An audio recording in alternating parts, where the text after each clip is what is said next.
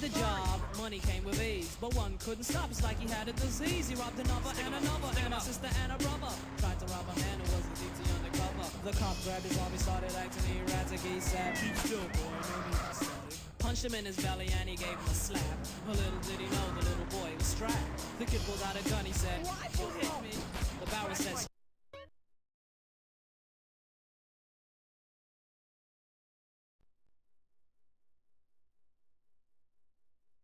straight for the cop's kidney. The cop got scared, the kitty starts to figure, "I'll do years if I pull this trigger." So he cold dashed and ran around the block. Cop radios into another lady cop. He ran by a tree, there he saw the sister. Shot for the head, he shot back but he missed her.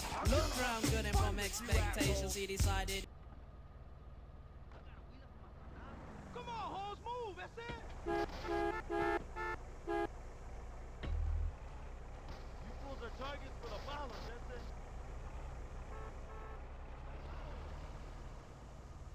Hey, I saw Spark you. Man, you know who I am, loco? Right, homie, what you wanna fucking do? What's that move? Do or die, you punk bitches. You... Oh!